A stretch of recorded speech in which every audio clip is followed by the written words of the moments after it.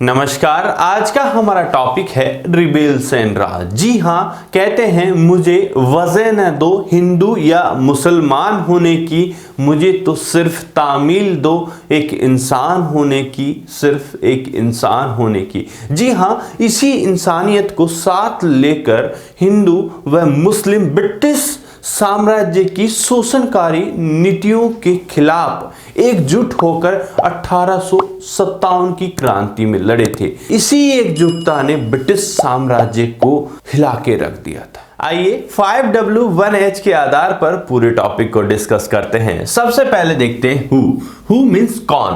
कहते हैं 1857 की क्रांति का नेतृत्व किनके हाथों में था, तो देखने को मिलेगा द लीडर वॉज बहादुर शाह जफर के 1857 की क्रांति में जो अंतिम मुगल बादशाह बहादुर शाह जफर के नेतृत्व में 1857 की क्रांति की शुरुआत होती है। लेकिन बहुत सारे इतिहासकार कहते हैं कि बहादुर शाह जफर के द्वारा जो रहनुमाई सैनिकों के ऊपर की गई थी, लेकिन वो केवल रहनुमाई ही थी, रहनुमाई के लिए उनके पास था कुछ नहीं। सो आगे देखते हैं तो व्हाट, तो देखने को मिलेगा it was a revolt of 1857, 1857 की क्रांति थी। तो ये किन की शुरुआत तो सैनिकों के द्वारा की गई थी, लेकिन उनके द्वारा केवल चिनगारी लगाई थी और जहां जहां जो अपने अपने दर्द को लिए थे उस चिनगारी से भभक उठती है। भभकना मीन्स सबके अंदर दर्द पाले हुए था, लेकिन वो दर्द की शुरुआत है, जो क्रांति की शुरुआत है वो सैनिक कर देते हैं और पूरे देश के अंदर क्रांति शुरू हो जाती है। अब देखते हैं सो वेयर, तो देखने को मिलेगा it was started in India, Bharat में इसकी शुरुआत हुई थी, भारत के अंदर। लेकिन एक पर्टिकुलर प्लेस तो होगा मानसिंह जी। जी हाँ, पर्टिकुलर प्लेस के अंदर देखेंगे मेरठ। मेरठ से जो छावनी थी वहां के सिपाहियों से 1857 की क्रांति की शुरुआत होती है, जिसे हम मैप के थ्रू भी देख लेते हैं। तो यहां पर आप देखेंगे बच्चों, ये देखिए मैप में, सो ये देखिए यहां पर आपको मेरठ दिखाई दे रहा है ये वाला, और यहां पे है दिल्ली। तो यहां से ये क्रांति की शुरुआत करके यहां पर पहुंचते हैं, कहां, दिल्ली के अंदर। तो ये मैप को बहुत अच्छे से देखिएगा, ये वाला है मेरठ। अब तक हम देख चुके हैं कि कहां हुई, तो हमने देख लिया है मेरठ, मेरठ के अंदर। ओके, तो ये मेरठ देख लिया। तो अब देखते हैं तो अब कब हुई इसकी जो शुरुआत हम मानते हैं मेरठ छावनी से मानते हैं, तो शुरुआत में देखेंगे 10 मई 1857 को ये क्रांति की शुरुआत होती है। तो मानसिंह जी बताइए क्यों होती है, why? So many causes of 1857 revolt, जिसके अंतर्गत देखेंगे एक्सप्लॉइटेशन ऑफ ब्रिटिशर्स, जितने भी ब्रिटिशर्स थे उनके द्वारा भारतीयों पर किए गए शोषण के कारण ये क्रांति होती है, जिसमें हम देखेंगे पॉलिटिकल कॉजेज, एडमिनिस्ट्रेटिव कॉजेज और इकोनॉमिक कॉजेज, और फिर आगे देखेंगे सोशल एंड कल्चरल कॉजेज, ये देखेंगे, और अंतिम था सेपॉय कॉजेज।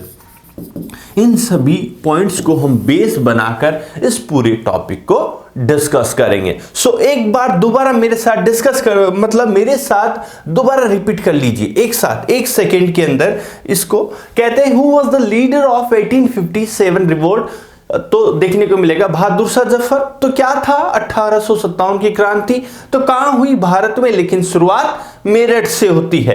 कब हुई, 10 मई 1857। सो देन लास्ट क्वेश्चन है व्हाई, तो देखने को मिलेगा exploitation of the British government. तो ये वाली चीजें हम यहां पर देखेंगे। अब चलिए नेक्स्ट पॉइंट पर चल लेते हैं। ये मैप तो हम देख ही चुके हैं, मेरठ से दिल्ली आते हैं सिपाही। ओके, अब नेक्स्ट, अब अच्छे से देख लेते हैं और आपको समझ में आएगा। कहते हैं शुरुआत करते हैं मूवीज की तरह, पहले सीन दिखाया जाता है फिर बैक में ले जाया जाता है। तो पहले हम सीन दिखा देते हैं कैसे। कहते हैं दिल्ली में अभी अभी सूर्य की किरणें ही सिपाहियों के साथ गिरने लगी थी। सूर्य की किरणें सिपाहियों, यस, कहते हैं अभी सुबह का ही समय था और जैसे ही जो सिपाही थे मेरठ से आए हुए थे उन्हीं के साथ पूरी दिल्ली जगती है। जैसे ही एंटर करते हैं सामने चुंगी दिखाई देती है और चुंगी पर सिपाही जो अंग्रेजों की थी आग लगा देते हैं और रेड फोर्ट की ओर बढ़ने लगते हैं। जैसे ही रेड फोर्ट की ओर बढ़ते हैं वहां पर बहादुर शाह जफर का किला जो अभी अंतिम मुगल बादशाह थे दिखाई देता है। पहले यहां डिस्कस देख लेते हैं और फिर इस स्टोरी को आगे कैरी ऑन करेंगे। तो अब देख लेते हैं, अब वापस चल लेते हैं कि ये दिल्ली क्यों आए हैं। देखते हैं। Late in the afternoon of 10 May 1857, the sepoy in the cantonment of Meerut broke out in mutiny। कहते हैं जो मेरठ के अंदर कैंटोनमेंट है वहां पर सिपाहियों के द्वारा एक विद्रोह किया जाता है और इसी विद्रोह को नाम दिया rise of the revolt means 1857 और इसकी शुरुआत होती है 10 मई 1857 से। अच्छे से याद रखना, IAS PCS और कितनी एग्जामों में ये डेट पूछी है, ध्यान से रखना। ओके, आगे देखते हैं कि जो it began in the lines of the native infantry spread very swiftly to the cavalry and then to the city। कहते हैं स्टार्ट तो सिपाहियों से होता है लेकिन जैसे पेट्रोल को डालते हैं पूरा भभकता है वैसे ही शुरुआत सैनिकों से हुई लेकिन ये धीरे धीरे धीरे पूरे शहर और शहरों से गांवों की ओर भी बढ़ जाता है। और इसी के अंदर देखते हैं ये सिपाही सबसे पहले क्या करेंगे, मेरठ के अंदर कहते हैं जब भूख लगती है तो खाना याद आता है, जब लड़ाई होती है तो वेपन याद आएगा। तो सबसे पहले ये जो जितने भी आर्म्स एम्युनिशंस वगैरह होते हैं उन पर जाकर कंट्रोल करते हैं और जितने भी अंग्रेज सिपाही हो या उनके जितनी भी बिल्डिंग्स बैंगलोर्स होते हैं उन सबको डिस्ट्रॉय कर दिया जाता है। तो ये वाली चीज यहां पर हमको देखने को मिलती है। और अब आगे चलते हैं तो देखते हैं government buildings, the records, jails, courts, post office, treasury office were destroy and plundered. कहते हैं इन सारे जितनी भी जो गवर्नमेंट बिल्डिंग्स थी सबको तहस नहस कर दिया जाता है सैनिकों के द्वारा। अब ये बात बताइए कि सैनिक हमेशा जो ऑर्डर को फॉलो करता है तो उसके अंदर ये गुस्सा आया कहां से, एक सोचने की बात है। यहां से क्वेश्चन मार्क लगाता हूं और आप इसको अपनी बुक में और सोचना कि ये ऐसा हुआ क्यों। अब आगे चलते हैं। The telegraph line to Delhi was cut. जो दिल्ली और मेरठ को जोड़ने वाली जो टेलीग्राफ लाइन थी उसको भी काट दिया जाता है ताकि मेरठ से दिल्ली कोई मैसेज डिलीवर ना हो सके। इस वजह से धीरे धीरे यहां पर कहां पर मेरठ में दिन छिपने लगता है, मीन्स अंधेरा होने लगता है और इसी बीच देखेंगे सिपाहियों का ग्रुप यहां से मूव होता है। कहां मूव होता है सिपाहियों को? The sepoy arrived the gate of the Red Fort. जैसा हमने इससे पहले स्टार्टिंग में बताया था कि सिपाहियों का जो ग्रुप है अभी सूर्य की किरणें जमीन पर उतर ही रही थी और अभी दिल्ली जग ही रही थी। उसी दौरान ये सिपाही दिल्ली के अंदर प्रवेश करते हैं और पहुंच जाते हैं कहां? Red fort. अच्छा, रेड फोर्ट पहुंच जाते हैं। अब देखिए और भी देख लेते हैं। It was the month of the Ramzan. ये इस्लाम धर्म के अंदर पवित्र महीना रमजान का महीना था और इसी में देखने को मिलेगा इस महीने के अंदर जितने भी आप जानते हैं फास्टिंग हो, प्रेयर हो, ये जो इस्लाम रिचुअल्स के अकॉर्डिंग सारे जो फॉलोअर्स होते हैं वो करते हैं। उसी की कंटिन्यूटी में जो अंतिम मुगल बादशाह है Bahadur Shah Zafar was also doing same thing. Okay, so देखने को मिलेगा अब बहादुर शाह जफर भी यही काम कर रहे हैं। जस्ट अभी अभी सुबह की जो नमाज है वो कंप्लीट ही किए हैं और सुबह का जो भोजन है वो लिए हैं और उसी दौरान अभी सनराइज होने ही लगा है और देखते हैं he heard the commotion at the gate. उन्हें कुछ बुदबुदाने की या आहट सुनाई देती है। किनको? बहादुर शाह जफर को गेट पर। अभी यहां पर देखने हैं और इसी बीच देखते हैं the sepoy who had gathered under his window told him. Bahadur Shah Zafar के जो विंडो है मींस खिड़की के सामने बहुत सारे सैनिक खड़े हुए दिखाई देते हैं और वो उन्हें उनके ऊपर रहनुमाई मींस, अब सुनिए रहनुमाई का, कहते हैं we have come from Meerut, कहते हैं हम मेरठ से आए हैं। After the killing all the Englishmen there because they asked us to bite bullet that were coated with the fat of cow and pig with our teeth, कहते हैं हमसे जो अंग्रेज सिपाही हैं, जो अभी एक एनफील्ड राइफल आई है और उसमें जो बुलेट जो काटेज है उसके ऊपर सुअर और काऊ के पिग से ग्रेस होता है ना, वैसा उसके ऊपर लगा होता है और सैनिकों को बुलेट चलाने से पहले उसको बाइट मतलब काटना पड़ता है। तो उस वजह से ये अंग्रेज हमारे धर्म को भ्रष्ट करना चाहते हैं, इसी वजह से हमने इनके खिलाफ रिवोल्ट स्टार्ट कर दिया है और हम वहां पर इनके सारे बेंगलोर बिल्डिंग्स इन सबको डिस्ट्रॉय कर चुके हैं, जितने भी इंग्लिशमैन हैं उन सबको मार चुके हैं और यहां ये सारी चीजें देखने को मिलती है। और यहां पर देखेंगे this has corrupted the faith of Hindu Muslim alike another the group of the sepoy also, अभी कुछ सिपाहियों का ग्रुप आया था और उन्हीं के पीछे और भी जो सिपाहियों के दल यहां पर पहुंच जाते हैं। अभी स्थिति ये हो जाती है बहादुर शाह जफर के लिए कि असमंजस में है कि करे तो क्या करे, चाहते हैं कि वो ना सपोर्ट करे सिपाहियों को, लेकिन फिर भी करते हैं। मरता क्या नहीं करता, इसके बहुत सारे रीजंस हमको आगे देखने को मिलेंगे। कहते हैं बच्चों यहां पर हम जब देखते हैं तो आपको दिखाई देगा कि बहादुर शाह जफर को भी अल्टीमेट दे दिए थे, आपके बाद कोई भी बादशाह नहीं कहलाएगा, फिर क्या होगा, राजा कहलाएगा। और सुनिए महाराज जी, रेड फोर्ट खाली करके कुतुब मीनार के पास महल में महरौली के में जाइएगा। और तीसरी बात, अब बादशाह नहीं रहिएगा तो क्या होगा, आपके सिक्के, आपके नाम से जो सिक्के चलते हैं वो भी नहीं चलेंगे। तो मतलब वो सिंबॉलिक ही रह गया था, केवल स्टाम्प की तरह जो सील लगाई जाती है वैसे ही रह गया था। अभी जो सैनिक आए थे तुरंत तेज गति से जो दरबार की जो सलीका होता है प्रवेश करने का, जो एंट्री होती है, उन सबको भी भूल के आ गए थे। तो बहादुर शाह जफर को कुछ ठीक नहीं लग रहा था, लेकिन करते भी क्या, इसी बीच और सैनिकों का दबाव और ऊपर से, और साथ ही साथ उनके साथ एक और प्रॉब्लम्स है जो विपिन चंद्र की बुक है उसमें लिखते हैं कि वो खुद असमंजस में है कि सैनिकों का इंटेंशन क्या है।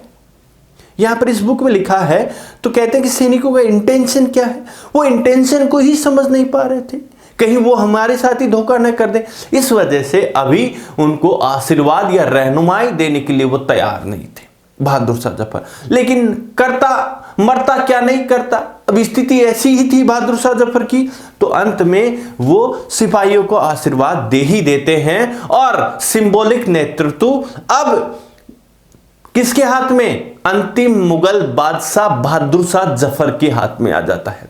इससे सैनिकों को मिला कुछ नहीं, लेकिन एक उत्साह बहुत चरम पर पहुंच जाता है। इस वजह से हिंदू और मुस्लिम मिलकर कंधे से कंधा मिलाकर लड़ने लगते हैं। कहते हैं पूरी दिल्ली को यहां पर विद्रोह हो जाता है, पूरी दिल्ली के अंदर, और जितने भी पैसे वाले जो अमीर थे उनको लूट लिया जाता है। जितने भी अंग्रेज थे, जिसमें अगर देखें कि आप राजनीतिक पॉलिटिकल एजेंट साइमन फ्रेजर जैसे लोगों को कर दिया जाता है। सो ये सारी बातें भी हम देखेंगे। Surrounded by the sepoys, Bahadur Shah had no other option but to comply. यहां पर भी देखें बहादुर शाह जफर के पास कोई भी ऑप्शन नहीं था आशीर्वाद के। आगे देखते हैं, द रिवोल्ट दस acquired a kind of legitimacy. Legitimacy का मतलब देख लीजिए, अब इन लोगों ने बहादुर शाह जफर की वैधता मींस लेजिटिमेसी प्राप्त कर ली है, मींस रहनुमाई आशीर्वाद प्राप्त कर लिया है। अब ये मिलके लड़ रहे हैं, हर जगह उन्हीं के झंडे के अकॉर्डिंग आगे बढ़ रहे हैं। अभी तक केवल ये सिपाहियों का दल था, लेकिन अब ये मतलब मुगल बादशाह के झंडे के नीचे लड़ने वाले सैनिक हो गए थे।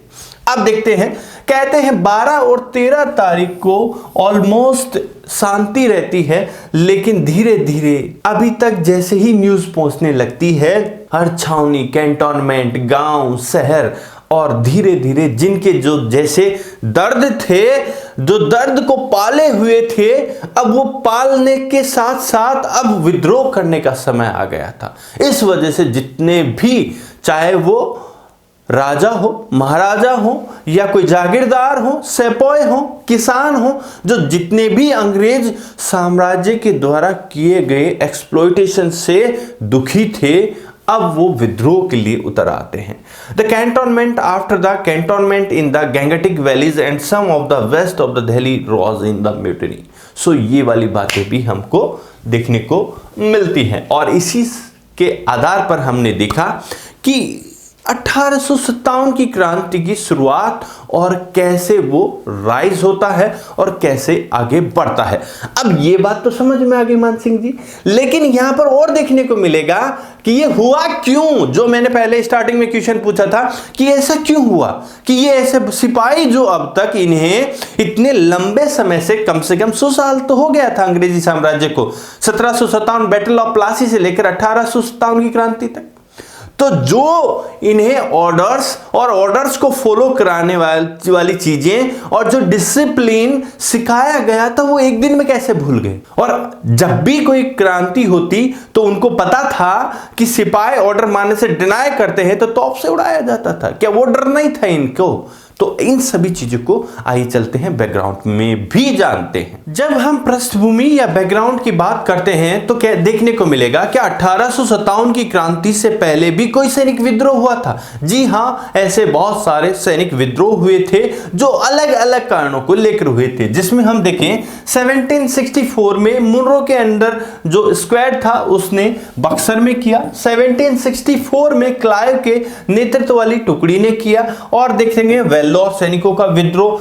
ये सारे विद्रोह देखने को मिलते हैं। साथ ही 1824, 25, 1838 और 1844 और पंजाब इन 1849 से 50 के अंदर ऐसे बहुत सारे सैनिकों के दल ने विद्रोह किया था, जिसमें आपको देखने को मिला बहुत सारे, कुछ जगह पॉलिटिकल इन्फ्लुएंस से हुए थे, कुछ इकोनॉमिक कॉजेस था जिसमें अलाउंसेज, डबल अलाउंसेज, और कुछ सोशल एंड कल्चरल जिसमें सामाजिक जो धार्मिक कारण थे, जिसमें भारत से बर्मा ले जाने की बात पर, जो समुद्री यात्राओं को अवॉइड करने के नाम पर, और 844 के अंदर जो सिंध जाने से मना कर देते हैं। वो कारण ये था कि कुछ सैनिक जो वहां से लौट के आए उनको अपने ही समाज में लेने से डिनाई कर दिया था, क्योंकि वहां पर उन लोगों को जो धर्म के खिलाफ जो चीजें थी वो सब खिलाई गई, इस वजह से उनको अपवित्र माना गया। जो समुद्री यात्राएं थी वो भी धर्म में नहीं थी, उनको भी धर्म से भ्रष्ट मान लिया जाता था। तो ये सारे कारणों की वजह से इन सिपाहियों ने अलग अलग टाइम पर अलग अलग कारणों को लेकर विद्रोह किया। सो इस बार क्या हुआ मान सिंह जी, वो तो छोटी छोटी रिवोल्ट थे, तो ये सब हुए थे, इससे पहले भी सैनिक विद्रोह हुए थे, तो वो 1857 की तरह क्यों नहीं बढ़ पाए? क्योंकि उन सैनिक विद्रोहों का दायरा बहुत लिमिटेड था, इस वजह से। लेकिन ये जो सैनिक विद्रोह था, ये सैनिकों का न रहकर राजनीतिक, आर्थिक, सामाजिक और सांस्कृतिक सभी कारणों से जो ब्रिटिश पॉलिसीज से परेशान लोग थे उन तक पहुंच गया था। इस वजह से ये क्रांति यहां पर होती है। अब चलिए और चलकर देखते हैं कि जो कारण थे 1857 के वो क्या क्या थे। इस वजह से ये मतलब अलग अलग जगह अलग अलग वर्ग इसमें शामिल होते हैं। जब हम प्रॉब्लम्स को देखने लगते हैं तो हमें दो मेन प्रॉब्लम दिखाई देती है। पहली दिखाई देगी करंट प्रॉब्लम, जिसे तात्कालिक समस्या के नाम से जानते हैं, और दूसरी प्रॉब्लम रहेगी लॉन्ग टाइम प्रॉब्लम, जो लंबे समय से ब्रिटिश साम्राज्य की शोषणकारी नीतियों के कारण लोगों के अंदर जो गुस्सा पल रहा था, जो दर्द पाले हुए थे, वो फूटने का वक्त आ गया था। तो अब देखते हैं, पहला देखते हैं यूज ऑफ एनफील्ड राइफल। कहते हैं अभी अभी ब्रिटिश सरकार ने एक ऐसे वेपन मींस राइफल लेके आई थी जिसे एनफील्ड नाम दिया था, और उसमें जो कारतूस होता था, कारतूस को मुंह से बाइट करके उसमें यूज किया जाता था। लेकिन इसमें प्रॉब्लम क्या थी सर, तो यहां जब बाइट करते हैं तो उस पर जो लेप लगाया जाता था वो पिग और काऊ के फैट होता था। इस वजह से इन सारे सैनिकों को लगा कि ये ब्रिटिश साम्राज्य की एक सोची समझी साजिश है जो हमारे धर्म को भ्रष्ट करना चाहती है। अब ऐसा क्यों लगा इन लोगों को यहां पर, क्योंकि इससे पहले धर्म के लिए धर्म प्रचार की बातें हों, चाहे यहां पर बहुत सारी अफवाहें हों, जिसमें प्रोफेसीज को देखेंगे जिसमें देखने को मिलेगा कि ये धर्म कन्वर्ट करने के लिए जो व्हीट पाउडर में बोन्स के पाउडर को इंक्लूड करना हो, ये सारी बातें इन सभी बातों को हवा देती है। इस वजह से सैनिक जो तात्कालिक जो समस्या सामने खड़ी हुई तो वो थी यूज ऑफ एनफील्ड राइफल। सो इस वजह से तुरंत विद्रोह फूट पड़ता है। अब देखते हैं इसके अलावा क्या क्या समस्याएं थी जो इससे पहले चली आ रही थी। सबसे पहले देखेंगे पॉलिटिकल कॉजेज। पॉलिटिकल कॉजेज में ब्रिटिश साम्राज्य के द्वारा इंप्लीमेंट की गई पॉलिसीज थी, जिसमें डॉक्ट्रिन ऑफ लैप्स जिसे वेपगत का सिद्धांत बोलते हैं, उसके तहत बहुत सारे साम्राज्य को इन्होंने ब्रिटिश साम्राज्य में इंक्लूड कर लिया था। इस वजह से जो राजा महाराजा हो वो इनके खिलाफ खड़े हो जाते हैं। साथ में देखेंगे जो अवध इनके स्टार्टिंग से लेकर आज तक, जब तक 1857 की क्रांति नहीं हुई थी, मींस देखिए 1856 तक इनके कंधे से कंधे मिलाए हुए था, इनके पक्ष में हर जगह हर भारतीय से लड़ रहा था, उसी को मरोड़ दिए थे गर्दन। तो इस वजह से राजा महाराजाएं ब्रिटिश साम्राज्य के खिलाफ हो गए थे। दूसरा देखेंगे एडमिनिस्ट्रेटिव कॉजेस। एडमिनिस्ट्रेटिव कॉजेस के अंदर जब दाग के देखते हैं तो इनके द्वारा जो इनका जो काम करने का तरीका था, रूल्स एंड रेगुलेशन थे, वो विदेशी मतलब यूरोप जैसे थे, जिसमें साथ में लैंग्वेजेस भी देखेंगे, वो भी अब फारसी नहीं रह गया था, पर्शियन नहीं रह गया था, तो क्या रह गया था सर, अब इंग्लिश लैंग्वेज आ गई थी।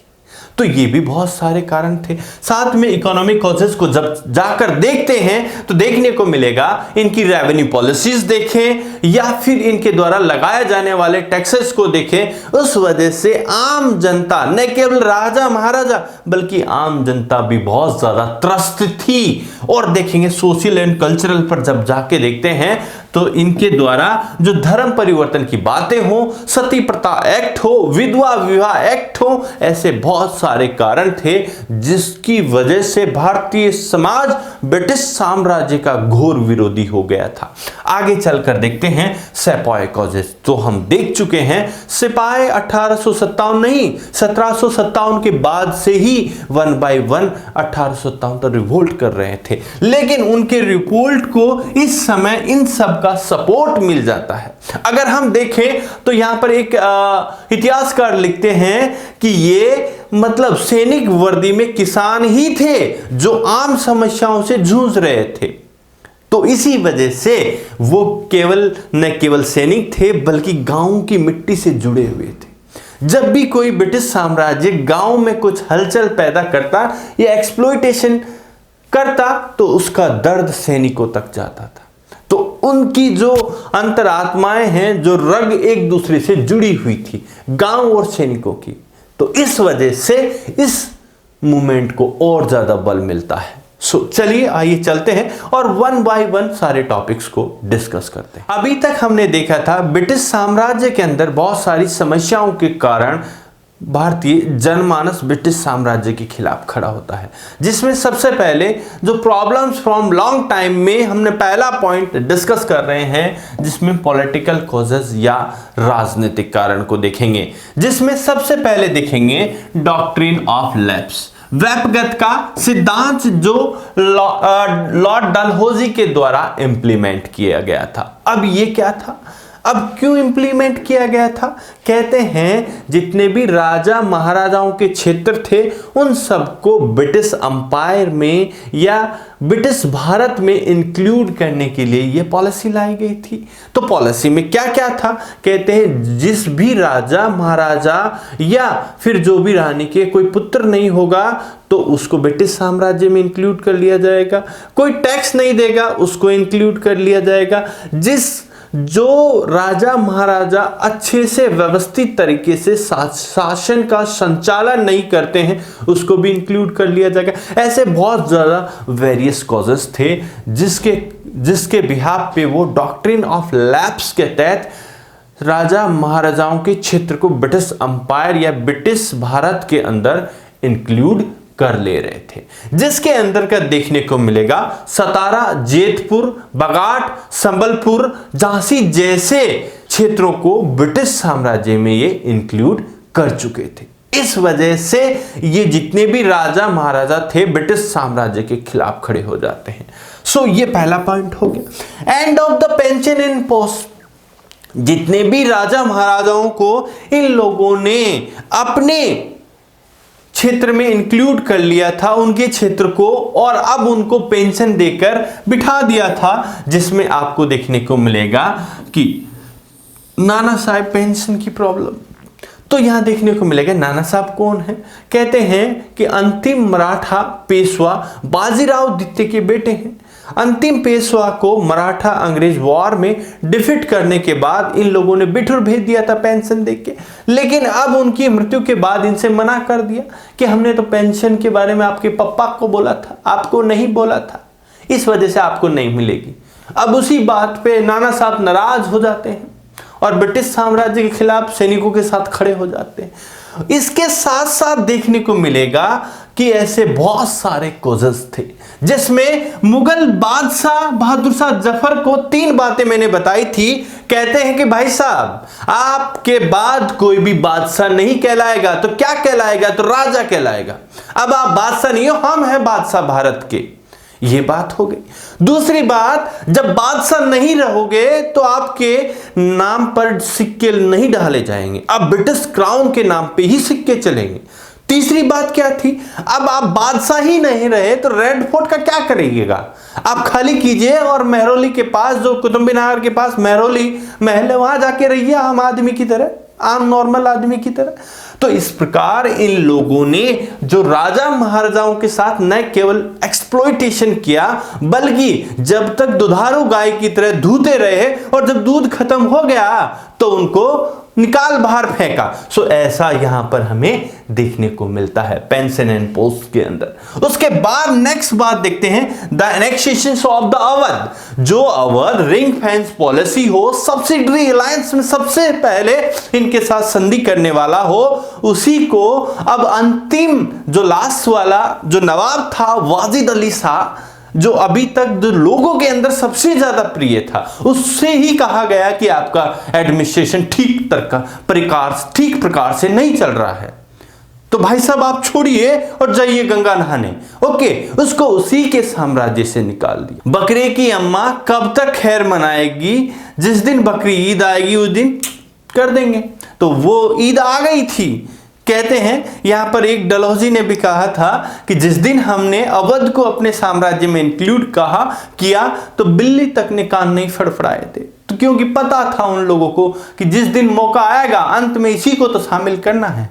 तो इस प्रकार इन्होंने जो डॉक्ट्रिन ऑफ लैप्स के तहत कितने राजा महाराजाओं के साम्राज्य को छीना, साथ ही साथ पेंशन एंड पोस्ट के द्वारा, और साथ में देखें जो अवध अब तक इनके साथ खड़ा था कंधे से कंधा मिलाकर, उसी का अंत में 1856 में ब्रिटिश साम्राज्य में उसको भी इंक्लूड कर लिया। और देखने को मिलेगा कि 75,075 जो सैनिक थे वो अवध से बिलोंग करते थे। और देखने को इससे पहले हमने बताया कि ये सैनिक नहीं, ये किसान ही थे जो अभी तक रेवेन्यू की मार झेल रहे थे, लेकिन अब ये अवध के नवाब वाजिद अली शाह को गद्दी के बिना नहीं देखना चाहते थे। इस वजह से इस विद्रोह में और ज्यादा जान आ जाती है और जितने भी सैनिक हैं इनके खिलाफ खड़े हो जाते हैं। तो ये प्रमुख पॉलिटिकल कारण रहे इसके। ये साथ ही साथ आपको ये देखने को मिला। अब चलते हैं नेक्स्ट एडमिनिस्ट्रेटिव रीजन्स के अंतर्गत चलकर देखते हैं। तो पहला दिखेगा foreign nature of the British rule. कहते हैं ब्रिटिश साम्राज्य का विदेशी प्रकृति नेचर होना ये भी एक प्रमुख कारण था, जिसमें भारतीय जनता को, आम जनता को अपनापन नजर नहीं आ रहा था। इस वजह से भी लोग इसको डिसलाइक कर रहे थे। सेकंड चीज देखेंगे, यहाँ के जो लॉज थे, सिविल लॉ हो या हम बात करें जो दीवानी जो मामले हो या फिर और कोई मामले के जितने भी लॉज थे वो भारतीय नहीं थे, वो विदेशी लॉज थे जो यूरोप में चलते थे। उनको वहां से लाकर ये भारतीयों पे लाद दिए थे, इंप्लीमेंट भी नहीं किए थे, लादे थे। इस वजह से उस बोझ को ये भारतीय समाज झेलने के लिए सक्षम नहीं था, क्यों, और साथ ही साथ सक्षम भी हो जाता, लेकिन इनका विदेशी नेचर होने की वजह से भी ये इसको एक्सेप्ट नहीं कर पा रहे। साथ में देखेंगे कि अभी तक ये लॉज भी ला रहे हैं तो भाषा भी अपनी ही ला रहे हैं।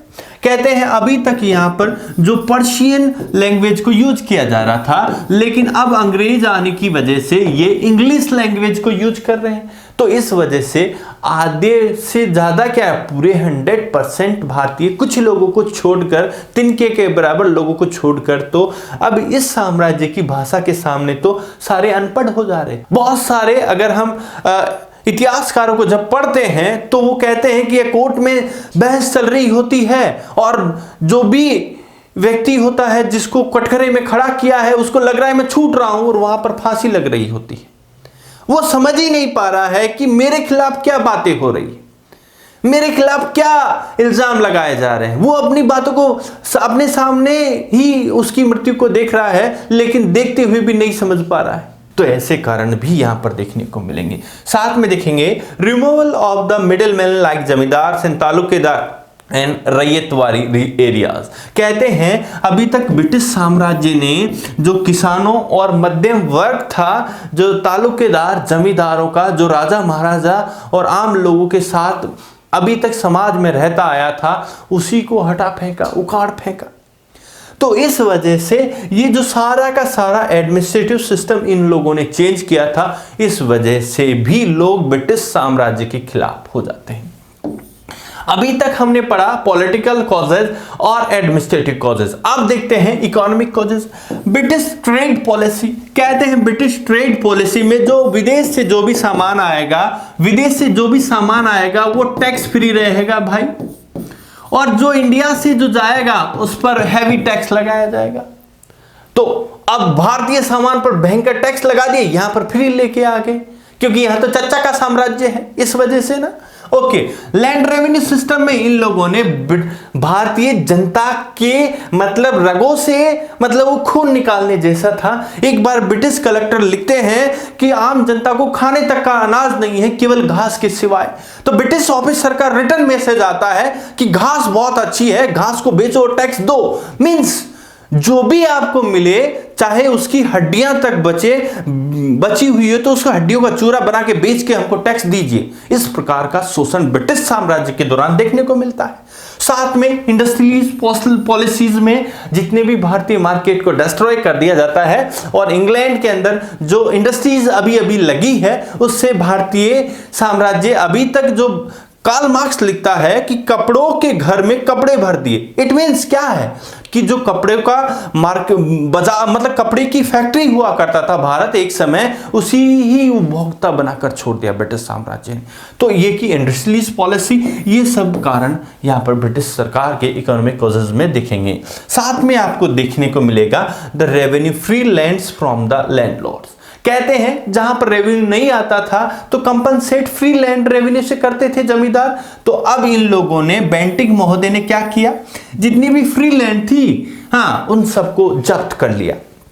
उसके बाद देखेंगे इनाम कमीशन, जिसके अंदर इन्होंने 20 से 21 हजार के समथिंग हमको जो जागीरदार थे उनकी जागीरदारी छीन ली गई। इस वजह से भी इतने हजार लोग ब्रिटिश साम्राज्य के खिलाफ हो गए।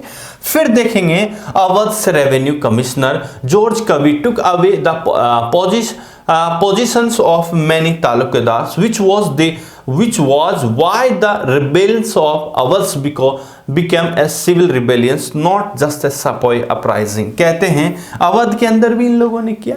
तो ये सारे कारण यहाँ पर हमें बताते हैं कि ब्रिटिश साम्राज्य ने भारतीय समाज को अपनी कुनीतियों के कारण हिला के रख दिया था। अब जब हिलाएगा, भूचाल आएगा, जब तूफान आता है तो आंख तो दोनों की, कोई भी करने वाला या सामने वाले दोनों की खुजेगी।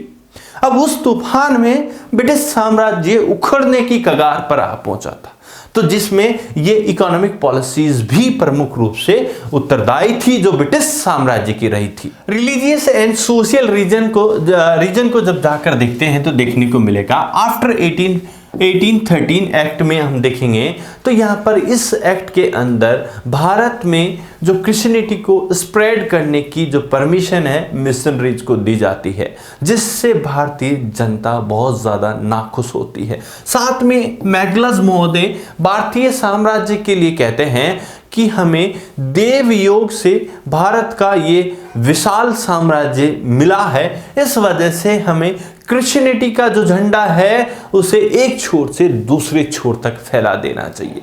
तो इस वजह से जब भारतीय जनता ये सारी बात सुनती है तो वो ब्रिटिश साम्राज्य के खिलाफ बोलने लगती है। और अभी अभी इनके द्वारा एक और बड़ा चेंज किया गया, वो था एंड ऑफ सती प्रथा प्रैक्टिस, जिसे सती प्रथा एक्ट के द्वारा जो लॉर्ड विलियम बेंटिंग इंप्लीमेंट करते हैं। सबसे ज्यादा ISRS में पूछा गया है, अच्छे से याद रखिएगा, 1829 में। ठीक है। इस सती प्रथा क्या है मानसिंह जी? कहते हैं जिन महिलाओं के पति जो एक्सपायर हो जाते थे तो उन महिलाओं को उनके पति की चिता के साथ ही जला दिया जाता था। तो ये तो बहुत अच्छी बात थी कि उन महिलाओं को जलने से बचा दिया जाता था। तो क्या स्वेच्छा से होता था या उनके खिलाफ? यस, ये स्वेच्छा से होता था स्टार्टिंग में, लेकिन आगे चलकर इसे ट्रेडिशन बना दिया था। इस वजह से बहुत सारी महिलाओं के साथ ये दुर्व्यवहार और निर्मम हत्या जैसा था। इसको रोकने के लिए ब्रिटिश साम्राज्य 1829 में सती प्रथा एक्ट लेके आया। तो ये तो बहुत अच्छी बात थी, यस। लेकिन भारतीय समाज चाहता था कि जो भारतीय समाज के अंदर जो कुरीति है उनको केवल हम परिवर्तित करें, ना कि ब्रिटिश साम्राज्य। उसमें भी उनका खुद का इंटेंशन नजर आता था भारतीय समाज को, इसलिए विरोध करते हैं। साथ में देखेंगे विडो रीमैरिज एक्ट। जब भी किसी महिला का पति एक्सपायर होगा तो यहां देखने को मिलेगा कि उसकी मृत्यु के बाद उस महिला का जीवन नारकीय जीवन हो जाता है। मीन्स उसको किसी भी रिचुअल प्रैक्टिस वगैरह, धार्मिक और अच्छी उत्सव वगैरह में शामिल होने नहीं दिया जाता था। बाल मुंडवा कर व्हाइट क्लॉथ में रखा जाता था। लेकिन अब जो ब्रिटिश साम्राज्य विडो रीमैरिज एक्ट को प्रमोट कर रहा है, इस वजह से भी भारतीय समाज नाराज था कि ब्रिटिश साम्राज्य अभी मिशनरीज के साथ साथ अब भारतीय समाज के साथ भी छेड़छाड़ कर रहा है। इस वजह से भी देखने को मिलेगा। अभी अभी जो रेलवे और टेलीग्राफ आया था, इस वजह से भी भारतीय नाराज है। कहते हैं रेलवे अभी भारतीय समाज 4 वर्णों में बटा हुआ है, ब्राह्मण, क्षत्रिय, वैश्य एंड शूद्र। और जो रेलवे के डिब्बे में जब बैठने की बात आती है तो सारे लोग एक जगह बैठते हैं। वहां समाज के अंदर सब लोगों को अलग अलग रहने की बात थी, लेकिन रेलवे में ये छुआछूत वो खत्म हो रही थी। और ये टेलीग्राफ भी भारतीयों को एक रीजन लगा कि उनकी सभ्यता को नष्ट करने में, तो इस वजह से इनको भी उन्होंने, समाज ने अपने लिए कल्चर को नष्ट करने वाला समझा और इस वजह से भी विरोध होता है। साथ में देखेंगे अभी अभी रिलीजियस डिसेबिलिटी एक्ट वाज पास इन 1850। कहते हैं ब्रिटिश साम्राज्य अभी एक और एक्ट लेके आया था कि जो भी व्यक्ति अगर क्रिश्चियनिटी को अडॉप्ट करता है तो उसे अपनी पैतृक संपत्ति से निकाला नहीं जाएगा, वो फिर भी अपने पैतृक संपत्ति में हिस्सेदार रहेगा। इस वजह से भी ये भारतीय समाज इस बात को क्रिटिसाइज करता है। दोबारा देख लेते हैं 1813 में मिशनरीज को भारत में क्रिश्चियनिटी स्प्रेड करने की बातें हो, मैगलज का स्टेटमेंट हो, सती प्रथा एक्ट हो, विडो रिमैरिज एक्ट हो, या रेलवे टेलीग्राफ हो, या 1850 का रिलीजियस डिसेबिलिटी एक्ट हो, इन सभी से भारतीय समाज को खतरा लगा और इस वजह से जितने भी भारतीय समाज के लोग थे, आम जन था, वो ब्रिटिश साम्राज्य के खिलाफ खड़ा हो जाता है और इसको क्रिटिसाइज करने लगता है। तो ये वाली बातें हमने रिलीजियस एंड सोशल रीजन के अंदर देखने को मिली। साथ में देखते हैं मिलिट्री कॉजेज या सेपॉय कॉजेज। इससे पहले हमने देखा था कि जो सिपाही हैं, छोटी छोटी बात, उनके भत्ते की बातें हों, उनको इक्वलिटी देने की बातें हों, विदेश यात्रा हो, ये सब बातों को लेकर वो विद्रोह कर रहे हैं। लेकिन अभी हमको देखने को मिलेगा बच्चों, अब और भी कारण रहेंगे, जिसमें देखेंगे military law based on racism. कहते हैं जो ब्रिटिश सरकार थी वो रेसिज्म, यहाँ पर ब्रिटिश और भारतीय, यहाँ पर दोनों लोगों को सेना में शामिल थे, तो उनको जातीय आधार पर, हाँ, जातीय आधार पर उनके साथ डिस्क्रिमिनेशन किया जाता था। व्हाइट को कंपैरिजन में ब्लैक के न केवल सैलरी बल्कि हर चीज में मतलब उनको कम तरह कहा जाता था और उनके साथ एक्सप्लॉयटेशन किया जाता था। Indian soldier were given very low salary and discriminated in promotion. कहते हैं जब सैलरी की बात आती है तो पैदल सैनिकों को केवल 7 रुपए मात्र मिलता था। अगर इसी के कंपैरिजन में देखें तो ब्रिटिश सैनिक इनसे कहीं गुना ज्यादा मिलता था ब्रिटिश सैनिक को। जब प्रमोशन की बात आती है तो यहां पर एक इतिहासकार लिखते हैं, कहते हैं, क्या कहते हैं, जिनका नाम T.R. होम्स है, वो कहते हैं अगर भारतीय सैनिक कितना भी योग्य हो जाए, कितना भी काबिल हो जाए, कितनी भी वफादारी कर ले, लेकिन वो हमेशा जब अपनी 30 साल की नौकरी के बाद भी ब्रिटिश के नीचे ही रहेगा, ब्रिटिश मतलब सैनिकों के नीचे ही रहेगा। मतलब अगर एक और कहते हैं कि अगर भारतीय सैनिक अगर टीपू सुल्तान के पिता हैदर अली जैसा योग्य और वीर पुरुष भी होगा तो उसे हवलदार से ज्यादा प्रमोशन नहीं मिलेगा। तो ये सारी फाउंडेशंस भारतीय सिपाहियों के मन में विद्रोह की भावना पनपा रही थी, तो ये भी देखने को मिलेगा। साथ में पोस्ट ऑफिस एक्ट जो 1854 में आया था, अब तक जितने भी सिपाही थे अपने घर से दूर रह रहे थे। आज की तरह व्हाट्सएप तो था नहीं जो मैसेज भेज दिए, ना कोई वीडियो कॉलिंग थी। उस समय तो केवल कम्युनिकेशन का एक ही माध्यम था, वो था लेटर। वो पोस्ट ऑफिस के थ्रू जाता था और उसी पोस्ट ऑफिस को जो लेटर्स फ्री जाते थे, अब ब्रिटिश साम्राज्य ने उसको भी पैसे में, मतलब उसके लिए भी अब फ्री पोस्टल फैसिलिटी को भी बंद कर दिया, एबोलिश कर दिया। इस वजह से भी सैनिक नाराज हो जाते हैं। साथ में देखेंगे इन 1857 Canning enact a law called the general service recruitment. अभी एक जनरल सर्विस रिक्रूटमेंट आया था जिसके अंदर देखने को मिलेगा कि जब भर्ती होगी तो वहां पर सभी सिपाहियों से यह लिखवा लिया जाता था कि भाई साहब हम कहीं भी डेपुट करें, कहीं भी आपको देश से नहीं विदेश में भी करें तो आप इन सब के लिए डिनाई नहीं करेंगे। अगर हम सिंध वगैरह भी भेजें, अफगान भी भेजें, बर्मा भी भेजें, हम विश्व युद्ध में भी भेजें, आगे होगा उसमें भी कहीं भी लड़ाई होती है देश के बाहर भी, तो वहां पर भी भेजेंगे तो आपको समुद्री यात्रा हो इन सब के लिए डिनाई नहीं करोगे।